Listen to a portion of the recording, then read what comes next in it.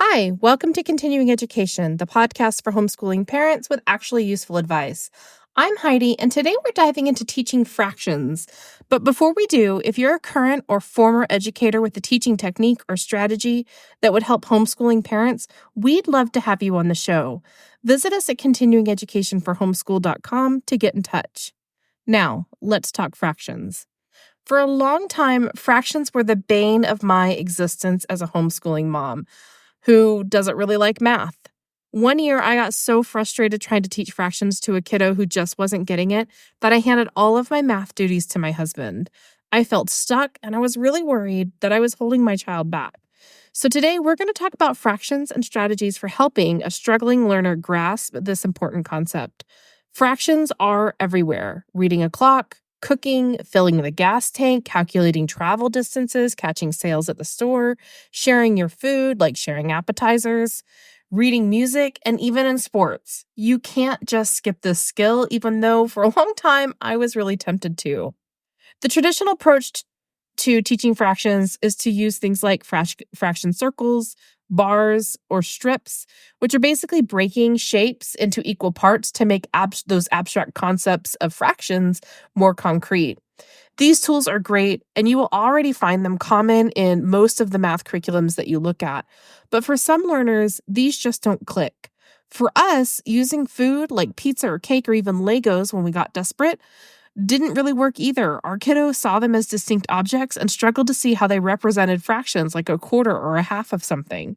Particularly Legos. He was like, "What are you talking about? That's a 4x4 Lego. That's all by itself. That's not half of a 2x8." It just didn't click. So today I'm going to share with some more unique strategies that go beyond the standard curriculum, and these are some of the things that really worked for us. The first is money. So there was a time that I just started getting cash, and I started using cash whenever possible, just out in the store. And I would talk through the money that I was going to get. So if I was going to get change back and it was $3.78 that I was going to get back, I would say I'm giving her, $10, and she's going to give me 3 wholes and 78ths of 100 to kind of try to conceptualize that pennies are a fraction of a whole dollar. Or at home, you can set up a little cashier station where you're buying things from your child and they're making change. This not only teaches fractions, but it also reinforces that valuable life skill, which is making change, something that every kiddo needs to know. This also demonstrates how it kind of pops up in everyday situations, quarters, dimes, and so on. The second strategy is baking. Bake as much as you can. The more recipes, the better. Baking introduces your kiddos to fractions like a quarter, to a half, a third, 2/3. And then you can take it, once they kind of master that, you can take it even further by halving the recipe or doubling the recipe and then doing the math on each measurement to see how much they would need to use for that recipe. What I would do is I would pull out all of the measuring cups and spoons, and I would show, kind of before we started a recipe, I would show how the different fractions relate to each other by lining them up in order of size. So I'd say, okay, here's a quarter cup and here's a cup, and I might put water in it and put water in the cup and then put them into different cups to kind of try to demonstrate, like, look, it looks like it's about, 25% or a quarter of what this one is. I can fit 4 of these into this one. And then once they kind of started to understand that concept, that's when I would half the recipe or double the recipe and have them learn those other skills like how to add or subtract fractions. The next strategy is using games. One is Connect Four, even just regular Connect Four when you're playing just the traditional way where you're trying to get 4 in a row. You're learning, okay, you have 3 in a row here. That's 3/4 of a line. You need a full line of 4, so you can kind of talk about that. Or you can also label the little circles that you get in Connect Four with different fractions. And so the goal becomes not only to match the colors, but to also match fractions or to match fractions.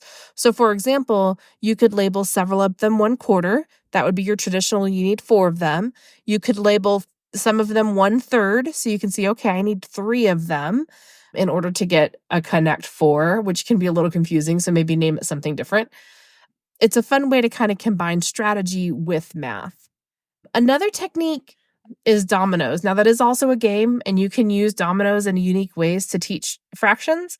But what I thought about with dominoes and what I used them for is we had Mexican trained dominoes. So once your child is comfortable with those common fractions, and those are the ones with denominators of like 2, 4, 6, or 8, bring out the dominoes, and even better, use the Mexican trained ones because they have higher numbers on the bottom. So this visual aspect of dominoes helps them recognize fraction pattern and relationships, and they will have unique fractions that you might not see in things like baking or money, right? Because you're getting, 7/16 of something instead of, your traditional ones that we kind of see all the time in math curriculum and problems. Even better, you can also use that when you start talking about improper fractions. So once you master regular fractions, bring out the dominoes again and flip the dominoes upside down. So now you have 16 over 7, and you can use that same skill with a different strategy, with a different way of doing it. And then the last strategy that I'll give you is just to talk about fractions everywhere. So once you start to look for them, you're going to start noticing fractions pop up all the time. Like I said at the beginning, fractions really are represented in everything, so many areas of life, from, coupons or sharing an appetizer with a friend, or travel distances, how many miles we have to go to something, or filling your gas tank and looking at the little lines and determining how much is, there's 12 lines overall, how much is 3 lines or 4 lines, how much does that represent of our gas tank? So here are some examples. So if you're waiting at a drive-through, count the cars between you and the goal, which is to retrieve your food. There are 6 cars ahead of us. When 3 go, we'll be halfway there. So you're just kind of verbalizing the things that you're seeing, the fractions that you're seeing, and then you can make it a game and invite them to verbalize it too, right? So hey, when you see a fraction, point it out and we'll have a game of it. We'll see who can do the math in our head, or whatever, however you might motivate your child. Here's another example. If your kiddo likes sports, for example, football, there are 4 quarters in the game. We're at halftime. How much longer do we have left? That might be a good way to capture their interest, or something that they're really passionate about.